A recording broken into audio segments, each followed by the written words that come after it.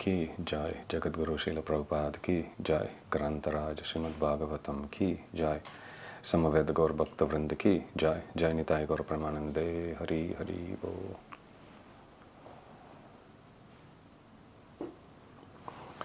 Hare Krishna. Let's continue our discussion on Kunti Maharani's prayers. We saw how Kunti Maharani was expressing her gratitude. First, she offered her respects to the Supreme Lord, Krishna. And she also expressed her gratitude by saying that Krishna had favored her more than he did his parents by repeatedly protecting her as well as her sons, which are the Pandavas. And last week we saw how Kunti Maharani's mood of offering the prayers is simply to please the Supreme Lord. And in order to offer pleasing words to Krishna, she was even slightly bending the etiquette, which is normally we offer the respects to Krishna's lotus feet and then taking darshan of his lotus feet, and then we go all the way up to see his lotus face. But she didn't want to embarrass Krishna because she is Krishna's aunt, so she offered her prayer starting from Krishna's nabi. Namo Pankaja Nabhaya, Namo Pankaja Maline, Namo Pankaja Netraya, Namaste Pankajangriye. And Kunti Maharani continues with her prayers and she says, who can easily approach the Supreme Lord? Janma Aishwarya Shruta Shribi Edamana Madapuman Naivarhati Vidatum Vai Tvam Akinchana Gocharam. She says, Krishna can never be approached by those who are so much engrossed in material progress in terms of achieving very high parentage, or one who is very proud of one's parentage. Janma, Aishwarya, one who is very proud because of their opulence. Shruta, high education. And Shribi, by bodily beauty. If one is carried away by these four things, or if one is keeping one's progress aimed at achieving these four things, then such people will not have inspiration to worship Krishna. Then who is qualified to worship Krishna? Krishna, she is saying, Janma Aishwarya Shruta Shribi Edamana Madapuman Naivarhati Vidatum Vai Tvam Akinchana Gocharam.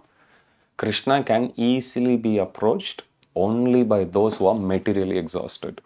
In other words, it is natural for humans in this material world to pursue material progress, but in the course of doing so, they will get realizations that this game of trying to acquire more riches, trying to acquire more bodily beauty is taking me nowhere.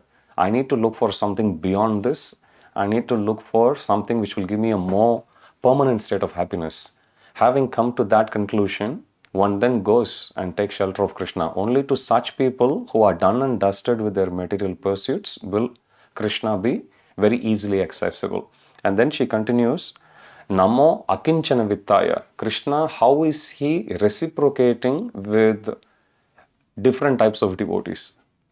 Namo Akinchana Vittaya Nivrita Guna Vrittaye Atmaramaya Shantaya Kaivalyapataye Namaha.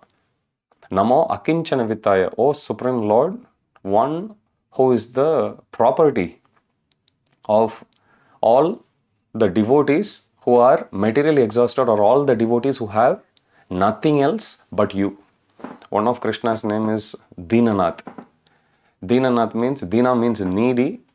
Dinanatha, Natha means Lord. Dinanath means the Lord of the needy. In other words, when one has got no property, when one has got no material desires, Namo Akinchana Vittaya, Krishna becomes the property of such a person.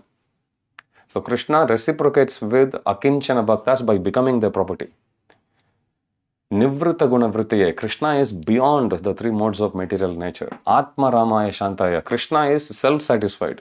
Krishna doesn't need a second person to become happy. Krishna doesn't need anything in order to be happy. As humans, we always feel a little comfortable when we are in, let's say, an AC room in a very hot weather, like how it is now in Australia. Or we feel a little comfortable when we are covering ourselves in a blanket in, let's say, winter. So we always say our happiness is always dependent on something else. Could be a movie, could be a latest phone that's in the market, could be a latest plasma TV that's in there, could be a car, something. There's always some material things upon which we tend to repose our happiness, or our happiness is dependent on such things. However, for Krishna, Atma Ramaya Shantaya. Atma Ram means one who is self-satisfied. Krishna doesn't need anyone. Krishna doesn't need anything to be happy. Kaivalya Pataye Namaha. Krishna is also the Lord of those monists, people who try to attain Sayujya Mukti, who are trying to merge into the Brahman effulgence of the Lord. Krishna is again the Lord. In this way, Krishna is the Lord of everyone. He is the Lord of pure devotees. He is beyond the three modes of material nature. He is self-satisfied, and he is also the Lord of monists or Brahmavadis, who try to actually merge their existence into the effulgence of the Supreme Lord. So in this way, Kunti Maharani offers a string of beautiful prayers highlighting about the glorious qualities of Krishna. She says, Manyatvam Kalam Ishanam Anadi Nidanam Vibhum. O Lord, who is the master of time, you, one who has got no beginning and end. To you, I offer my respects, which means one who has got no beginning and end, one who is the eternal time, means everything is under the control of the Supreme Lord. That's what it means. Prabhupada would often say, when a person is alive, if they keep on denying the existence of God, Krishna will still come and prove his existence in the form of death. So nobody can escape Krishna. Either somebody recognizes his supreme position, takes his shelter, offering prayers and offering worship to him, that's one way. Or if somebody keeps on going on a baseless denial of the existence of the Supreme Lord, Krishna will still come and reciprocate with them in the form of death. So Krishna is Anadi, Nidanam Vibhum. He is beyond any beginning and end. He is always there as eternal time. Then she speaks about the mysterious qualities of Lord's activities. Even though there is no birth, Adidevam Ajam Vibhum, Krishna has got no birth, no death. Still, when Krishna comes and performs human-like activities, everyone gets bewildered. And simply to bewilder the atheists, Krishna, at the time of departing, winding up his pastimes and going back to spiritual world, at the time of departing, Krishna leaves his body, simply to satisfy those who have always been denying the existence of Krishna. When they see Krishna's body, they get convinced. See, this is what we have always been saying. He is not Supreme Lord, he is just yet another ordinary being. If he is Supreme Lord, he wouldn't leave his body. So simply to keep them happy, Krishna left his body as well. Simply to bewilder the atheists, people who deny the supremacy of the Lord, Krishna performed the pastime of being shot or having his toe shot by a hunter's arrow. If you see, Krishna, just prior to that, he participated in Kurukshetra war. So in Kurukshetra war, whenever a charioteer is actually driving Maharathi or Atirathi on their chariot, it's natural for the opponent to target the drivers as well as the horses along with the chariot. They will shoot. They'll try to break the basis on which the Kshatriya was actually standing and shooting the arrows. So it was very natural for Krishna's body to have been pierced with so many arrows. There are detailed descriptions given about how Bhishma Dev's arrows was piercing Krishna's body, and how despite being pierced by those arrows, Krishna was still smiling, and Krishna enjoyed the same amount of pleasure. Prabhupada says in one place that Krishna enjoyed the same amount of pleasure as while being shot by Bhishma Dev's arrow as when he was garlanded by the gopis and being embraced by them. And Prabhupada says this is Supreme Lord. Normally humans, when somebody shoots at them, they'll feel pain, and when somebody comes and embraces, they'll feel happy. But Krishna is the only person who can enjoy equal amount of happiness in both the instances. At the time when his body is being pierced by sharp arrows, imbued with mantras, as well as being garlanded by his beloved gopis and being embraced by them. So Prabhupada says, this is the proof that Krishna is the Supreme Lord. And then she says that it is very bewildering to see how Krishna, he is actually working in this world, even though technically he doesn't need any work to be done in this world. And then she continues to glorify the exalted position. Earlier we saw how she mentioned about Krishna being son of Vasudeva and Devaki, how he is the Lord of all the Vrajabasis. So here Krishnaya Vasudevaya Devaki Nandanaya cha Nanda Gopakumaraya Govindaya Namo Namaha. So she offered her respects like that. But at that verse, she didn't mention about Yashoda Maya, because this verse, the following verse which we are about to see, she focuses exclusively on the glorious position of Yashoda Maharani. Gopiyadade Tvai Kritaga Siddhama Tavat Yate Dashashru Kalilanjana Sambramaksham Vaktram Niniya Bhavabhavanaya Astitasya Samam Vimohayati Birabiyat Bibeti. She says, my Lord, your activities are indeed bewildering. Gopyadade Tvai Kritaga Siddhama Tavat. Even though you are the Supreme Lord, when Mother Yashoda came to bind you to a grinding mortar, Gopyadade Tvai Kritaga Siddhama Tavat Yate Dashashru Kalilanjana Sambramaksham. At that time, looking at the stick on Mother Yashoda's hand, you started to shed tears. Not just ordinary tears, but tears that were flowing like a stream and that was washing away the mascara of your eyes. The kajal that they have actually decorated your eyes with. And then she says, Vaktram Niniya Bhavabhavanaya Stitasya. You didn't just cry, you actually expressed fear. So fearful, this was like Bhavabhava. Bhava is like nature, and what kind of nature? Bhaya. Bhaya Bhava. Bhaya means fear. So Krishna showed the emotion of being fearful, being feared, scared of something. Scared of what? The stick. Bhaya Bhavanaya Stitasya Samam Vimohayati. My Lord, when I think about this, I am getting bewildered. Samam Vimohayati. Moha means to be illusion. Vimoha means super illusion. Samam Vimohayati Birabiyat Bibeti. My Lord, even though you are feared by the fear personified, even though you are the all-conquering time, even though you are the Lord of death, still you are now feeling scared of this small stick in Yashoda Maya's hand, and this act of you showing bhaya, showing fear, is very bewildering. So in this way, she sings this beautiful series of verses about the Lord's mysterious activities. And then she mentions about how different people have different opinions about why Krishna appeared in this world. Some say that he appeared simply to glorify the great kings like Yudhishthir Maharaj, or some say he came simply to appear in the dynasty of Yadu simply to please King Yadu. Yadu was his forefather and he was a very great devotee of the Lord.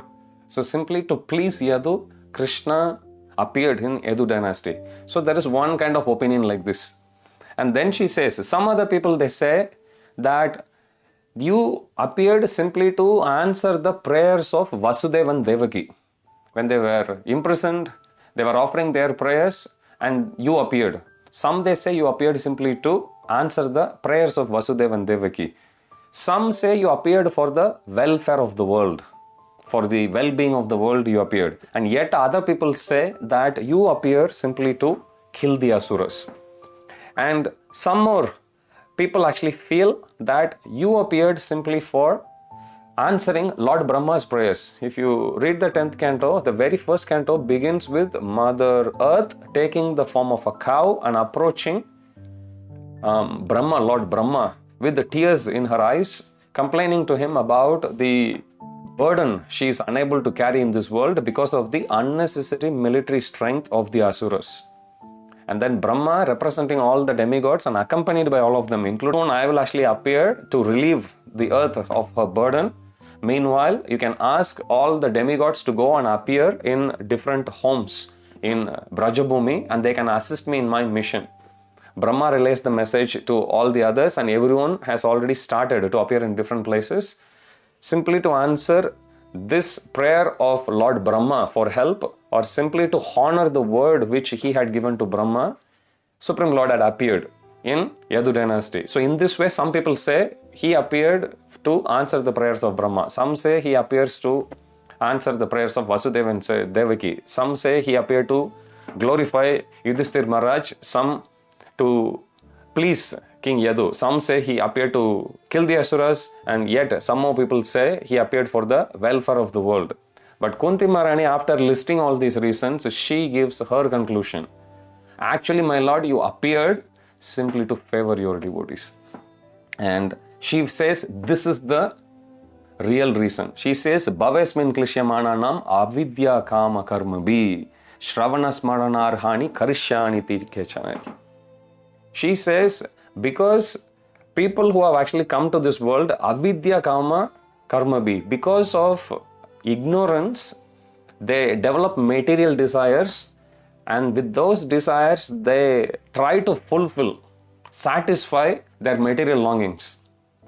Because people are mad after this material progress, simply to show favor to them, simply to give bhakti to all of them, my Lord, you appeared. How is Krishna appearing? Shravana smaranarhani. She says, by coming and performing all these activities, Krishna arouses great curiosity within the heart of people then, as well as now, 5,000 years later, as well as forever.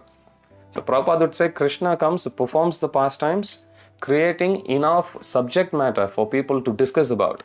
Because whatever Krishna does is so uncommon, so unusual, so wonderful. Adbhuta karmana, it's given. Whatever Krishna says, does is wonderful. It has that wondrous effect.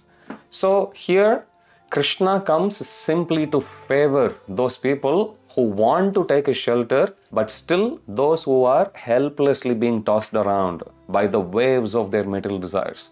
So she says, Bhavismin klishyamananam avidya kama karmabi shravana smaranarhani karishyani ketchanai. She says that simply to favor those who are being misled by the desires from within their heart, who are running after material pursuits, to please them, Krishna had appeared. So Kunti Maharani gives this as the real reason for Krishna's appearance. And then she mentions about the potency devotional service. Shrinvanti gayanti grinanti abhikshnashaha smaranti nandanti tavehituhum janaha Saheva pashyanti achirena tavakam bhava pravaho paramam padambujam. She says, my Lord, by this process of devotional service, if one takes to this Krishna Bhakti by one of these different means, she says, Shrinvanti gayanti grinanti abhikshnashaha. She says, if somebody hears about you, so if somebody speaks about you, if somebody remembers you, somebody worships you, or takes pleasure in seeing others doing all these activities. And now this quality is very important. Normally, we think we need to do everything on our own, and we would always like to put ourselves in a prominent position. If you go to some temples, especially, if you go to, let's say, some very famous temples like Tirupati temple, Balaji temple, you have to stand in queue for such a long time. Some places, and it's very, very organized, so it's very hard for you to jump ahead of the queue. But many temples you will see, it may not be as organized as Balaji temple. So there's always room for people to jump over the queue, ahead of the queue. Somehow everyone likes to think I'm the most important person. And I have to somehow or other, even if it means I have to cut the corners here and there, I have to somehow or other go and meet the Lord in the quickest way possible, even at the cost of obstructing other people's progress. This is our unfortunate human tendency. But here Kunti Maharani says, Shrinvanti gayanti grinanti abhikshnashaha smaranti nandanti tavehituhum janaha. Not only are pure devotees good at remembering, talking, hearing, worshipping you, but they are also very expert. Smaranti nandanti tavehituhum janaha. They are also very expert in feeling pleased, looking at other people perform bhakti. So we can understand it from the light of preaching Krishna consciousness. So one should never feel self-satisfied in a wrong sense. One should never feel, I'm very happy in my Krishna bhakti, so I can just lead my life this way. That's a very selfish lifestyle according to Prahlad Maharaj. Whereas a pure devotee will always think, what is it that's going to please the Supreme Lord more? Nacha tasman manusheshu kaschin me priya krittamaha bhavitana chame tasmat anya priyataro bhuvi. Krishna says, if one shares this message of Bhagavad Gita, such a person is most dear to me. There is no person in this world more dear to me than him, nor will there be one more dear. Him, her, both. So anybody who shares this message with others, anybody who teaches others how to practice Krishna Bhakti, anybody by after teaching takes pleasure in seeing them perform Bhakti, such people become very, very dear to Krishna. So here Kunti Maharani, she says, Taeva Pashyanti Acharena Tavakam. Such people will quickly progress and come to your lotus feet, my Lord, and eventually Bhava Pravaho Paramam Padambujam. They will attain your lotus feet. So this is how one follows the process of devotional service, simply by hearing, chanting, remembering, worshipping, as well as seeing other people, taking pleasure in seeing others also doing. So this is the potency of devotional service, which means one may struggle in one's own bhakti. One may try to chant, but may not be able to chant attentively. One may try to read, but may not be able to remember properly. One may try to worship, but may have some shortcomings in their worship. Nevertheless, if they have appreciation for other people performing their bhakti nicely, that single quality alone will qualify them to go back to spiritual world, even though one may have shortcomings in their own part. So then she says, Kevayam nama rupabhyam yadubi saha pandava bhavato darshanam yarhi rishikanam iveshituhu. She says that, my Lord, whatever opulences, whatever name, whatever achievements Pandavas have achieved, they are simply because Kevayam nama rupabhyam yadubi saha pandava bhavato darshanam yarhi. They are all simply because you have given your favorable glance towards them. That's all. So if we come to the temple, take darshan of the Supreme Lord, and the Lord is always ready to bless us with the favorable glance. Simply if we come in front of the Lord and take His merciful glance, then we'll be able to achieve whatever that we want in this life. What is the proof? The Pandavas are the proof. So she says, just like how the name and fame of a particular body lasts only as long as the soul lives in the body. In other words, as soon as the soul moves on, nobody sits and glorifies the dead body. They immediately go cremate it. So just like how the name and fame, nobody even addresses the body with that name anymore. They just say it's a dead body. The same body, until a few moments before, by virtue of the soul being present, was still respected as a certain person, was still glorified because of some achievement in the past. But as soon as the soul leaves, the fame of that body goes, and because nobody attach this body to that personality anymore. They say he passed away or she passed away, which means it becomes just yet another property which has been discarded by such a person. Who is their acquaintance? So the name, they don't address the body with that same name anymore because they say the person is dead. They'll say his body. Even intuitively we know that we are not the body but soul, and the body is just our possession. Just like we have our clothes, just like we have our homes, our cars, similarly body is also our possession. But we don't deal with people, we don't relate to that until we come to the point of addressing somebody after they are dead. Our self-realization comes after somebody is dead. So we say, such a person, such and such person's body, like that. But when a person is dead, the name and the fame of the body goes along with the soul.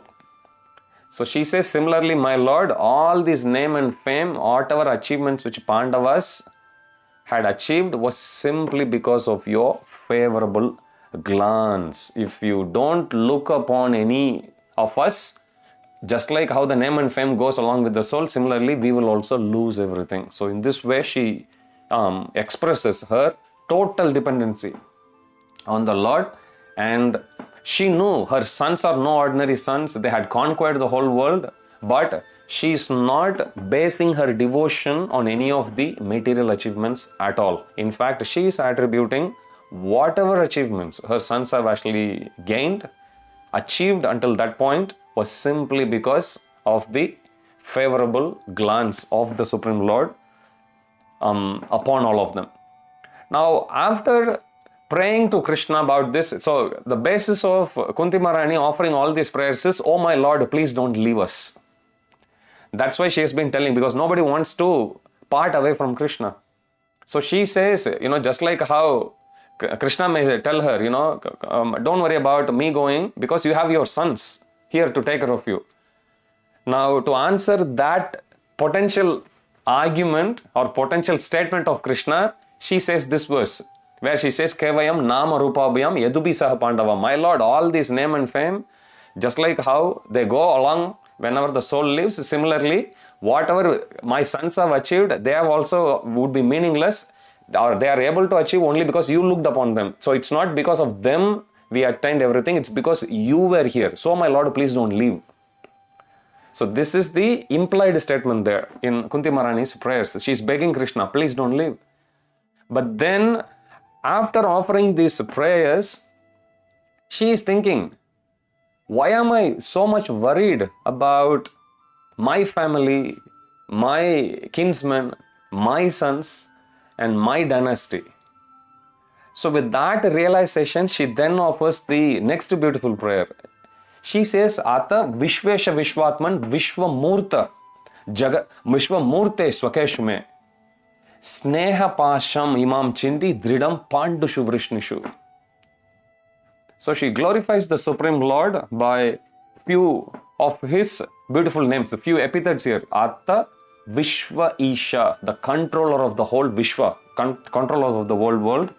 Atta Vishvesha Vishwatman, the soul of this entire creation. Vishwamurte, one who is the personification, one who is the Lord of the manifestation of this creation. Vishwamurte Swakeshume Sneha Pasham Imam Chindi. My Lord, I am thinking I belong to Pandu side, I belong to Vrishni's side. Sneha Pasham Imam Chindi. My Lord, just cut off this. I don't want this. Now, Kunti Maharani's sons are all pure devotees. Kunti Maharani's father, Kunti Maharani's husband was a great devotee. Now, when Kunti Maharani says, Sneha Pasham Imam Chindi, she is telling to Krishna, my Lord, please cut off this. She is not saying, I don't want to be related to Pandus or Vrishnis anymore. Vrishnis are again personal family men of Krishna. She is not implying that I don't want to be related to them anymore. Not in that context. She is saying the feeling that we feel, this is my family in relation to the body, the material aspect of that connection, that she is saying, my Lord, Sneha Pasham Imam Chindi, please cut this off. But she still wants to be related to the pure devotees.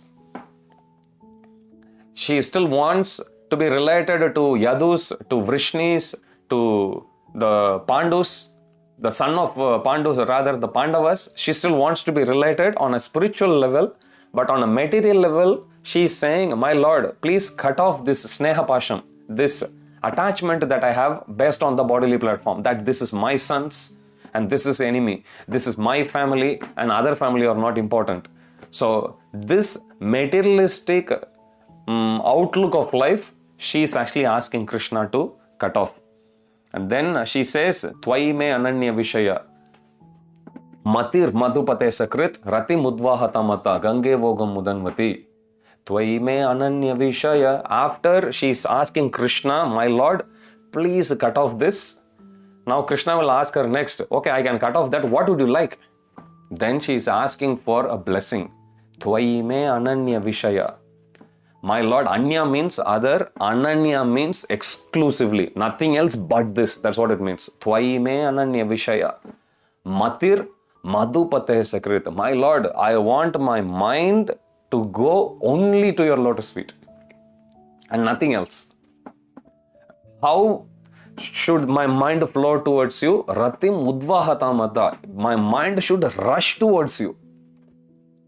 If you read Padyavali, there is a beautiful prayer which is mentioned by Rupa Goswami. He says, a pure devotee offers prayers to the Supreme Lord to get instantly, helplessly, and with all full enthusiasm, want his heart or her heart to run towards Krishna.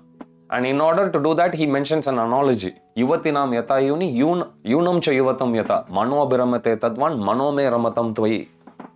He says, just like how a young boy would get attracted to a young girl, and a young girl would get attracted to a young boy without any external stimulus, without anyone having to tell them anything, naturally they'll get attracted. Yuvatinam yata yuni yunam cha yuvatam yata. Similarly, my Lord, mano me ramat. So he says, mano abhiramate tadvan. Similarly, my Lord, may my heart, may my mind run towards you. Abhiramate tadvan mano me ramatam tvai. May my mind also run towards you with as much force as a young boy and a young girl would get attracted to each other spontaneously. So similarly here, she is saying, Tvai me ananya vishaya matir madhupate sakrit ratim udvahatam adda. May I get attached to your lotus feet. May my heart run towards you. Like how? Oh Gange voga mudanvati. Like how Mother Ganga is rushing towards the ocean to go and join the ocean. With that force, nobody can stop Ganga. She changes her course. She floods the whole place. Nobody would actually dare to stop. Nobody can actually do anyway. Like that, my Lord, with that force, may my heart actually go and take shelter of your lotus feet. So she's saying, this is what I want. And then finally, she mentions one verse where she summarizes all Krishna's glories. Sri Krishna, Krishna Shaka, Vrishni, Rishabha Vanidrug, Rajanya Vamsa, Dahana.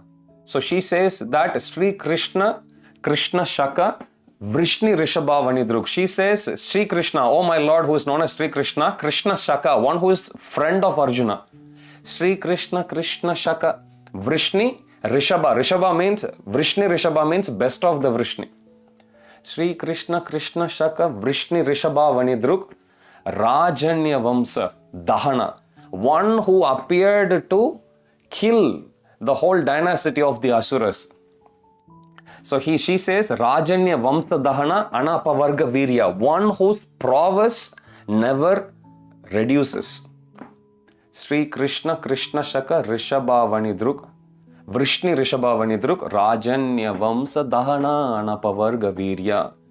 Govinda, Go Dvija, Surarti Hara Avatara. She says, Govinda, oh Lord, who is the maintainer, who is the pleasure giver of all the cows and all one's senses. Govinda, go. So one who is giving pleasure to the cows, one who is giving pleasure to one's mind and senses. Govinda, go Dvija. One who is giving pleasure to the Dvijas also, as well as the Suras, which is the demigods. How is Krishna giving pleasure to all of them? Govinda, go Dvija Sura Arti. Arti here refers to the distress. Hara Avatara, one who appeared to relieve the distress of all these personalities. Govinda, Go Dvija Sura Arti Hara Avatara. Yogeshvara Kila Guru Bhagavan Namaste. She says, oh my Lord, Yogeshvara Kila. You are the Lord of this entire universe. You are the master of all yoga. Yogeshvara Akila Guru. You are the spiritual master of this entire world. Bhagavan, you are the Supreme Lord. Namaste. Again, this word Namaste comes. So, in this way, she summarizes Krishna's glories. Sri Krishna, Krishna Shaka, Vrishni Rishabha Vanidrug, Rajanya Vamsa Dahana, Anapavarga Virya, Govinda Go, Dvija Surarti, Hara Avatara, Yogeshvara Kila Guru Bhagavan Namaste. She offers her humble prayers by highlighting all the glories of Krishna, calling him, oh, the Supreme Lord, the most attractive person, one who is the friend of Arjuna, one who is the best of all the Vrishnis, one who appeared to do dahana, to destroy the Rajavamsa, Drug Rajavamsa, one who appeared to destroy the Asurakula. Asurakula Nasha, it's given. One Sura Govinda Godvija. Prior to that, we have that Rajanya Vamsa Dahana Anapavarga Virya, one whose prowess never reduces. Normally, even if you go for a running 100 meters, for example, first 5-10 meters, you will have full force and then you'll start to slow down. By the time you come to halfway, you'll feel like, when am I going to cross the line? So in anything that we do, our energy depletes over a period of time. But for Krishna, his prowess never declines. In fact, it keeps on increasing.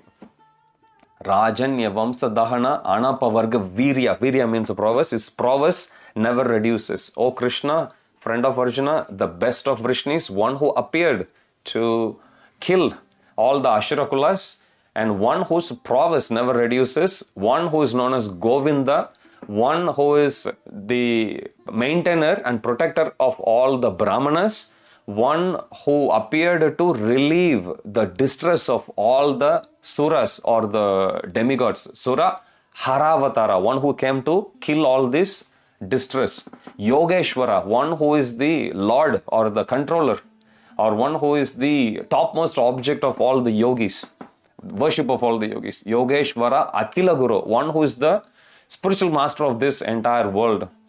Bhagavan, O Supreme Lord, Namaste, I offer my respectful obeisances. So in one verse, she glorifies Krishna in so many ways, summarizing all of his qualities. So in this way, she offers this beautiful, philosophical, profound, deep devotion imbued prayers to Krishna. Krishna accepts her prayers and he responds to her. How? By his smiling. So simply by smiling, Krishna accepts everything, and then Krishna then enters into the palace of Hastinapur. So in this way, the description of Kunti Maharani's prayers, glorifying him, first offering respects, then speaking about Krishna's glories, and then speaking about his mysterious nature, speaking about who can approach Krishna, how to offer one's devotional service, mentioning about the potency of the process of devotional service. Then she actually humbly submit herself to Krishna, asking him to please Sneha Pasham Imam Chindi.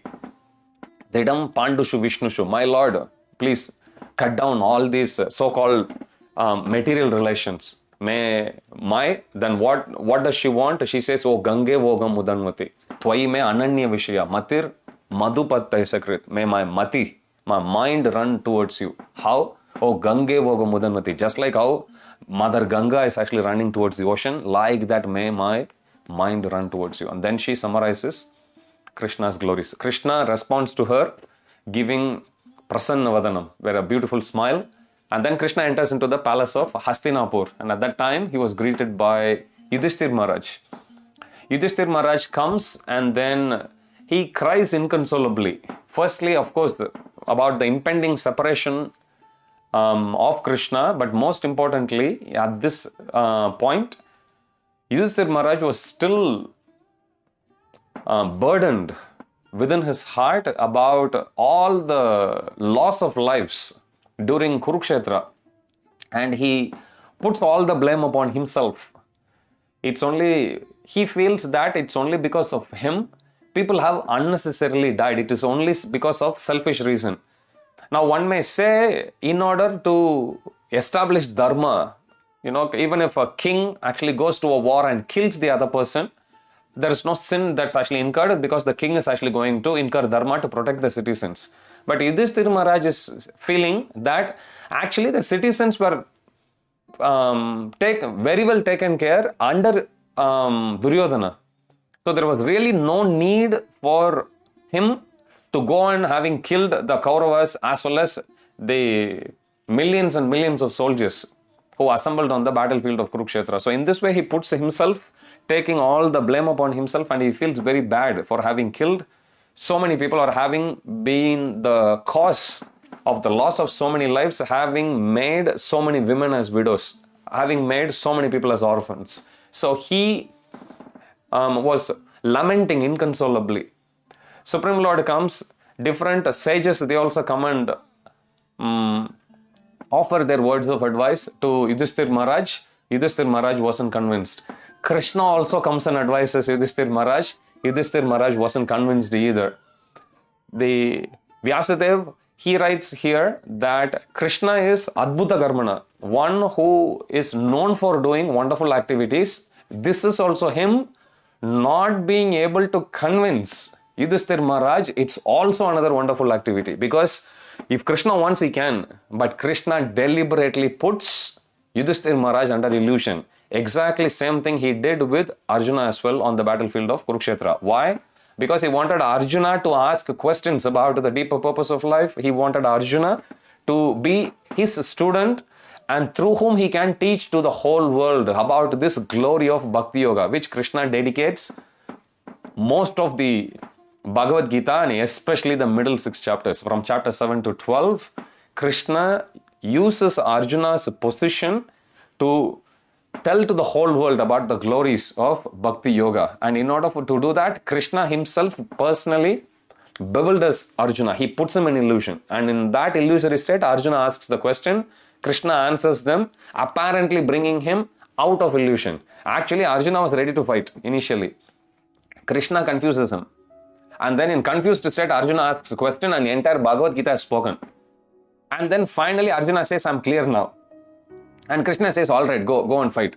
But excuse me, isn't that what Arjuna said in the first place? He actually wanted to fight, but Krishna confuses him in order to speak Bhagavad Gita. And in this case also, even though Krishna could have clarified, Krishna could have convinced Yudhishthir Maharaj, Krishna could have consoled him completely. Still, Krishna never allows Yudhishthir Maharaj to be consoled even after hearing from him. Likewise, Krishna doesn't allow Yudhishthir Maharaj to be consoled even by the words of the other sages and brahmanas. Why? Because at this particular point, Krishna wanted to glorify one other devotee, Bhishma Dev. He wanted Bhishma Dev to be given the credit of having consoled Yudhishthir Maharaj. He wanted Bhishma Dev to speak about the glories of the holy name, Vishnu Sahasranama. He wanted Bhishma Dev to be blessed with his own presence at the time of his departure. So for all these reasons, Krishna doesn't allow Yudhishthir Maharaj to be convinced by any of them. So everyone will now lead Yudhishthir Maharaj to the battlefield where the grandsire Bhishma Dev was lying on a bed of arrows, and then Yudhishthir Maharaj will then put forth the questions and Bhishma Dev would give him instructions, and Krishna will also take that opportunity to bless Bhishma Dev by being physically, quote unquote, present in the presence of Bhishma Dev at the time of its departure. So we'll see that in the next chapter. We'll conclude here and we will continue next week about the prayers of Bhishma Dev. We'll stop here. I won't take any questions. We'll see you all next week. Jagat Guru Srila Prabhupada ki jai, Shri Radha Gopinath Bhagwan ki jai, Samaved Gaur Bhakta Vrind ki jai. Jai Nitai Gaura Premanande, Hari Hari Bol. All glories to the assembled devotees. Hare Krishna. All glories to the assembled devotees. Hare Krishna. All glories to the assembled devotees. Hare Krishna. All glories to Shri Guru and Gauranga. All glories to Srila Prabhupada. Jagat Guru Srila Prabhupada.